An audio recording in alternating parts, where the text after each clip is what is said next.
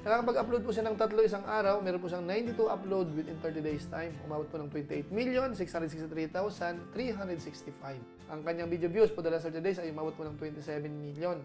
Added subscribers for the last 30 days, umabot po ng 20,000. So maganda rin po ito.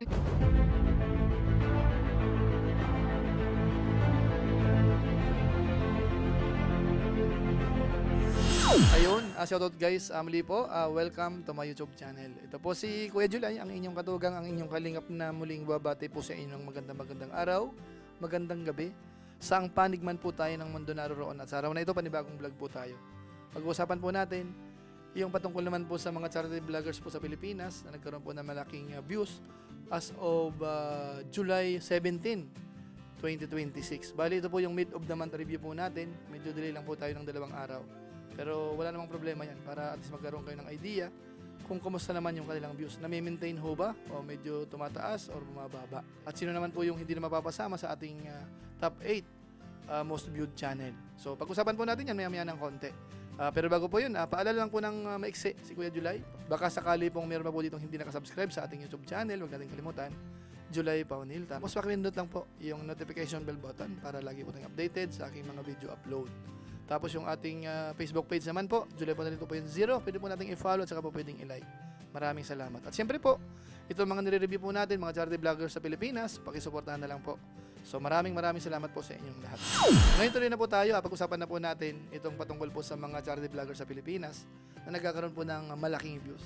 So ganahan natin ang tabulation, yung pagkakasunod-sunod kung sino po ang pinakamalaki, mga kabayan natin.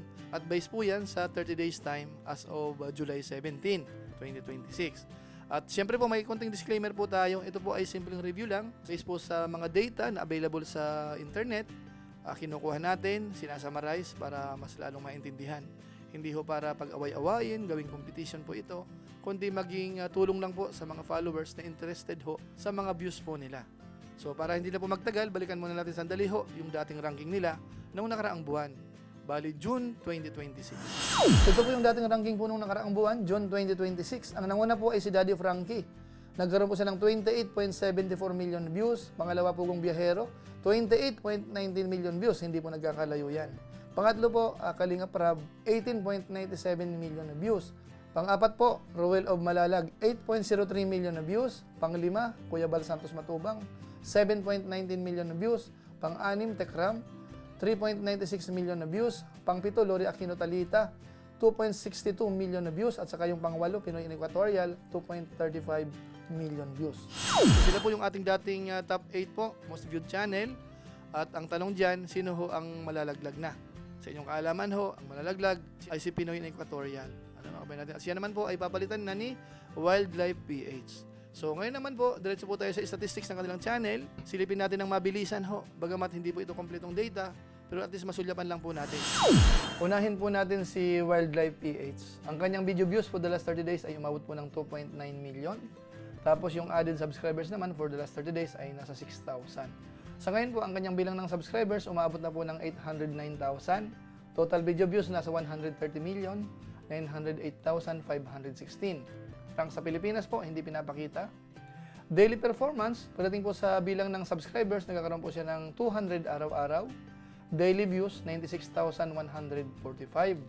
At ang maganda po rito, siyam lang ho yung kanyang upload at umabot ng 2,884,353. Ngayon naman po, isunod po natin si Lori Aquino Talita. Ang kanyang video views po the last 30 days ay umabot po ng 2.4 million. Bilang po ng subscribers na nadagdag ay wala hong nadagdag. Ang bilang ng subscribers na ngayon, 540,000. Total views, 196,596,327. Rank sa Pilipinas, pang 576. Daily performance naman po, pagdating po sa bilang ng subscribers, wala hong nadadagdag. Daily views, 79,431. Nakakapag-upload po siya ng 5 isang araw at umabot po ng 148 yung kanyang upload within 30 days time. Ang total views po niyan, nasa 2,382,942. Ngayon po, isunod po natin si Tekram. Ang kanyang video views po the last 30 days ay umabot po ng 2.7 million. Bilang po ng subscribers na nadagdag ay wala din po. Pero ang kanyang bilang po ng subscribers sa ngayon, umabot na po ng 2.72 million. Total views nasa 918,939,833. Tapos yung rank sa Pilipinas, pang 117. Ngayon naman po, isunod pa natin yung kanyang daily performance naman. Sa subscribers ho, walang nadadagdag sa ngayon. Pero sa daily views ho, umabot po ng 89,746. Tapos nakakapag-upload po siya ng tatlo, isang araw. Umabot po yan ng 76 upload within 30 days time. At ang views niyan, umabot naman ng 2,692,390. Ayan. Isunod naman po natin si Kuya Bal Santos Matubang. Ang kanyang video views for the last 30 days ay nasa 3.2 million. Bilang po ng subscribers na nadagdag for the last 30 days ay wala din po. Tatlo na po sila. Pero yung bilang po ng subscribers ni Kuya Bal sa ngayon ay nasa 1.65 million. Total views nasa 554,440,393. Rank sa Pilipinas pang 197. Isunod naman po natin si Ruel of Malalag. Ang kanyang video views for the last 30 days ay umabot po ng 8.5 million.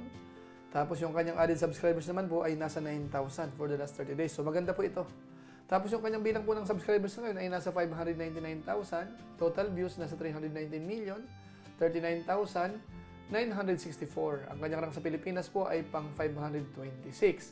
Ang kanyang daily performance naman po, pagdating po sa bilang ng subscribers, 300 araw-araw. Daily views, 282,789. Nakakapag-upload po siya ng apat, isang araw. Meron po siyang 105 upload within 30 days time. Umabot po ng 8,483,658. Ngayon naman po, isunod po natin si Kalinga Prab. Ang kanyang video views for the last 30 days ay umabot po ng 16 million. Tapos yung added subscribers naman po ay umabot ng 10,000 for the last 30 days. So maganda rin po ito. Tapos yung kanyang bilang po ng subscribers sa ngayon nasa 3.71 million. Total video views nasa 1,438,833,575. Rank sa Pilipinas, pang 68. Daily performance, pagdating po sa bilang ng subscribers, 333 araw-araw. Daily views, 526,439.